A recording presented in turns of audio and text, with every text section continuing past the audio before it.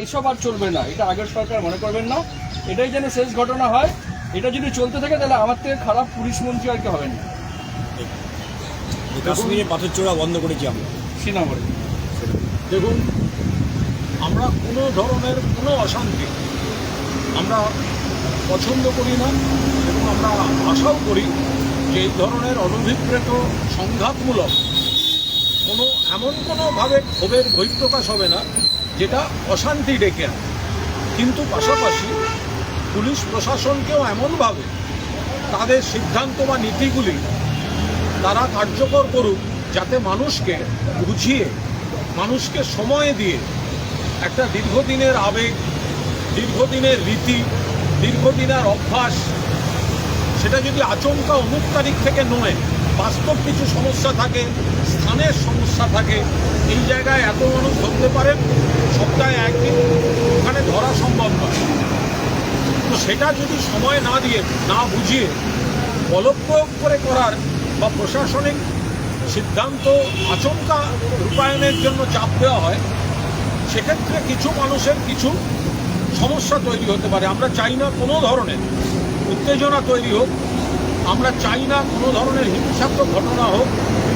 ফলে মাননীয় মুখ্যমন্ত্রী যেটা বলছেন সেটা যেমন নিশ্চিতভাবে আমরা শুনতে পাচ্ছি, পাশাপাশি তার পুলিশ এবং সরকারও আচমকা কোনো কিছু চাপিয়ে দেওয়া, একটু আলোচনা সাংগঠনিক নেতাদের সঙ্গে, সামাজিক নেতাদের সঙ্গে, ধর্মীয় নেতাদের সঙ্গে সরকার কি চাইছে সেটা মানুষকে একটু বুঝিয়ে যদি করা যায়, তাহলে মনে হয় এই ধরনের অনভিপ্রেত ঘটনাগুলির কোনো ধরনের আমরা সেটা অ্যাভয়েড করতে পারব।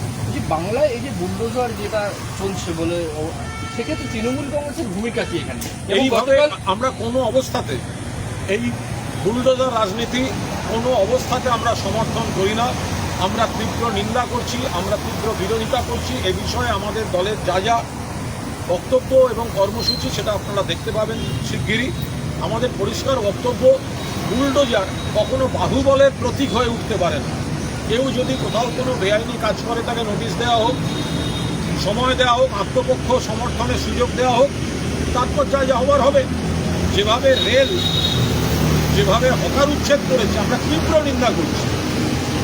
এতদিন আপনারা করেননি কেন? কেন মানুষগুলোকে সময় দেন? গরিব মানুষ, শ্রমজীবী মানুষ, অসংগঠিত মানুষ, ফল বোঝাই ভেঙে দেওয়া হচ্ছে, ছুঁড়ে দেওয়া হচ্ছে। সব কি? এদের মধ্যে অনেক মানুষ হয়তো বিজেপিকেই ভোট দিয়েছেন। এখানে গরিব মানুষ, তাদের সংসার চলে। আবার উল্টো দিকে পথচারীরাও তাদের কাছ থেকেই কেনেন বলেই তো সংসার চলে। পথচারীরা তাদের কাছ থেকে হয়তো সস্তায় খানিকটা কম দামে পান। এইগুলো যদি বন্ধ হয়ে যায়, যদি পুরো বড় দোকান থেকে বা ব্র্যান্ডেড কিছু কিনতে হয়, তার দাম তো নিশ্চিতভাবে আরও বেশি হবে।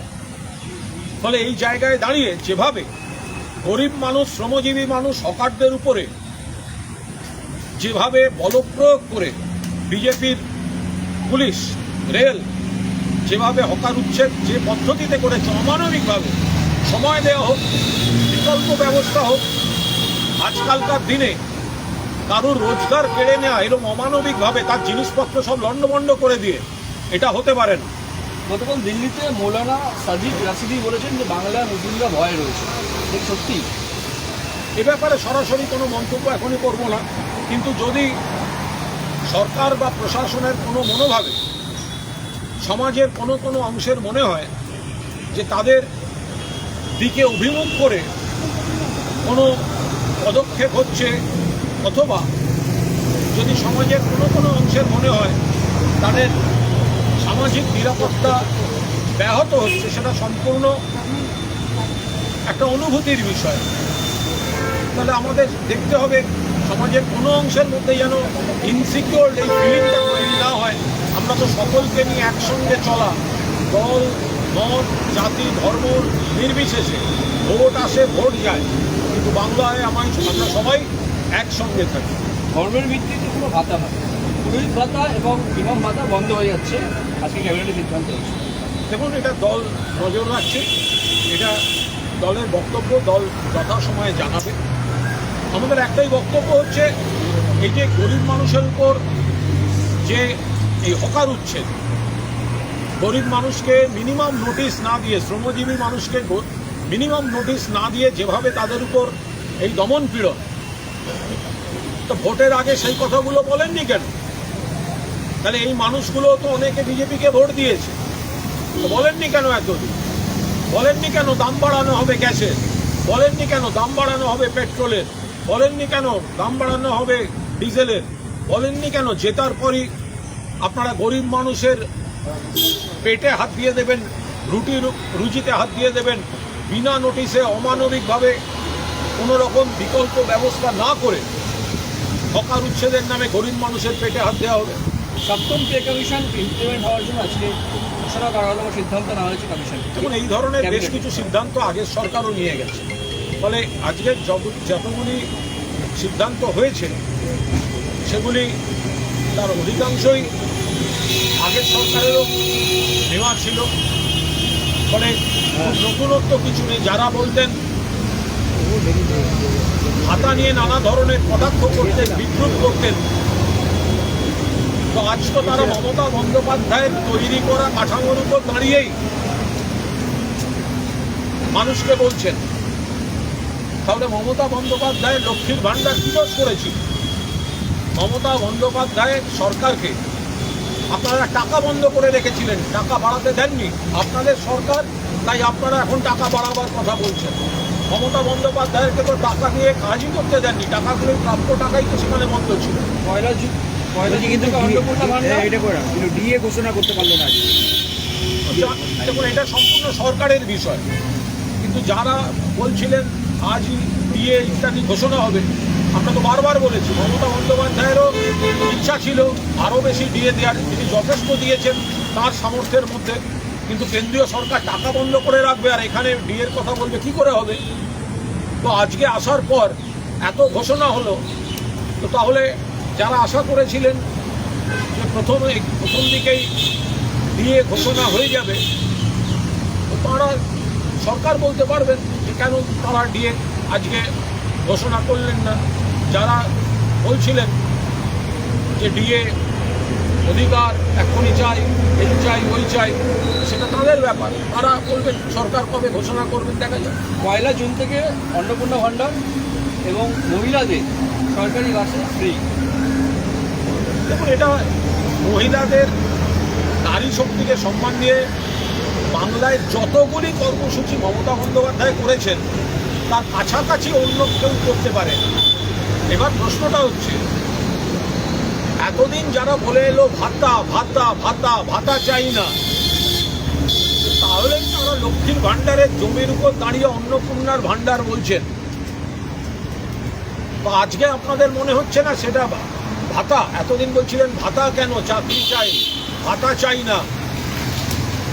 মমতা বন্দ্যোপাধ্যায় লক্ষ্মীর ভাণ্ডার ক্রমশ বাড়িয়েছেন, আরও বাড়াতেন, কিন্তু রাজ্য সরকারের টাকা আটকে রেখেছিল কেন্দ্রীয় সরকার, সেই জন্য হাত পা বাঁধা ছিল। তো যারা আজকে ভাতা নিয়ে এত কথা বলতেন, তারা তো মমতা বন্দ্যোপাধ্যায় তৈরি ভিতের উপর দাঁড়িয়েই আজকের ঘোষণাগুলি করছেন, অর্থাৎ সমাজের প্রতি, সমাজের পিছিয়ে পড়া অংশের প্রতি, মহিলাদের প্রতি মমতা বন্দ্যোপাধ্যায়ের যে নীতি, সিদ্ধান্ত এবং চেষ্টা ছিল সেগুলো মান্যতা পাচ্ছে। তাহলে যারা বলছিলেন ভাতা কেন, কিসের ভাতা, তারাই আবার আজকে বলছেন অন্নপূর্ণা ভাণ্ডার বাড়িয়ে দিচ্ছি। তার মানে লক্ষ্মীর ভাণ্ডার ভুল ছিল না, আপনারা রাষ্ট্রশক্তির অপপ্রয়োগে মমতা বন্দ্যোপাধ্যায়ের কোষাগার আটকে রেখে তাকে বাড়াতে দেননি। যে দুর্নীতি কাটমানির তদন্তে কমিশন করলো মুখ্যমন্ত্রী প্রাক্তন বিচারপতিদের নিয়ে কমিশন করলো। আমাদের পরিষ্কার বক্তব্য, এই দুর্নীতি বা খারাপ কাজ আমরা কেউ চাই না, যারাই বন্ধ করবেন খুব ভালো কথা। সিপিএমের সময়ও বহু, তখন তো সব কম্পিউটার এইসব ছিল না, ফোনে ফোনে ক্যামেরা থাকতো, তো যদি কেউ বন্ধ করতে পারেন ভালো। আমাদের একটাই কথা, তো বিজেপি সরকারটা তো ভারতবর্ষে প্রথম হলো না, তাহলে বিজেপির অন্য রাজ্যগুলোতে একই অভিযোগ থাকে কেন?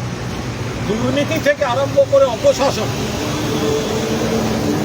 নারী নির্যাতন থেকে শুরু করে বাকি যত ধরনের অপরাধ হয়, তাহলে বিজেপির অন্য রাজ্যগুলিতে সেগুলো অব্যাহত কেন? বিজেপির রাজ্যগুলিতে পশ্চিমবঙ্গে তো বিজেপির একমাত্র সরকার নয়। প্রথম শুনতে ভালো লাগে, এই করব ওই করব, ভালো। প্রথম ঘোষণা করছেন, বিরোধিতা করছি না, শুধু একটা প্রশ্ন করছি, তাহলে আপনাদের অন্য রাজ্যগুলো করতে পারেনি কেন? এই যে নারী নির্যাতনের তদন্ত কমিশন নতুন করে ফাইল খোলা হবে বিভিন্ন জায়গায়, রামধনু থেকে আরম্ভ করে বিভিন্ন জায়গায় যেখানে নারী নির্যাতন যারা করেন এটা জঘন্যতম অপরাধ, তাদের কঠোরতম শাস্তি হওয়া উচিত। কিন্তু বিজেপি শাসিত রাজ্যগুলোয় উন্নাও, হাথরাস, প্রয়াগরাজ, বিলকিস, দিল্লি, মধ্যপ্রদেশ, মণিপুর, ওড়িশা, আমাদের সোনার মেয়ে যারা কুস্তিগির, তাদের শ্লীলতাহানি করেছে দিনের পর দিন বিজেপির এমপি ব্রিজভূষণ, বিজেপি নেতা ওই কি সেঙ্গার।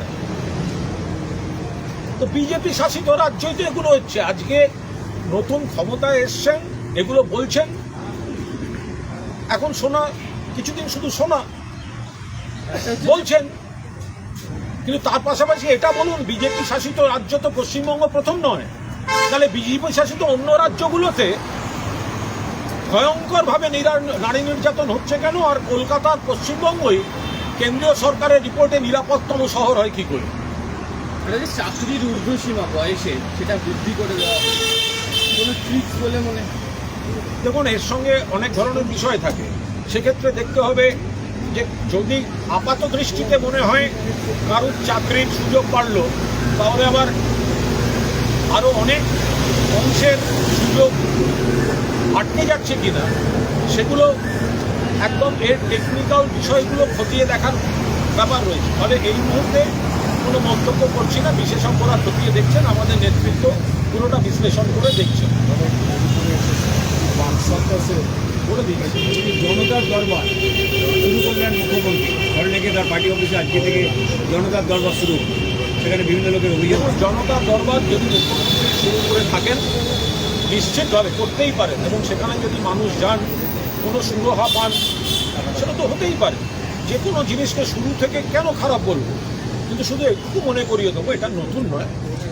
প্রাক্তন মুখ্যমন্ত্রী মমতা বন্দ্যোপাধ্যায় প্রতি রোববার তার বাড়ির লাগোয়া জায়গায় সেখানে কিন্তু এই দরবার চলেছে, এবং সেখানে একেবারে সাংগঠনিক নেতারা থেকেছেন, পুলিশ কর্তারা থেকেছেন, প্রশাসনিক কর্তারা থেকেছেন। যে মানুষ যে কোনো দলের, যে কোনো মতের যে সমস্যা নিয়ে গেছেন,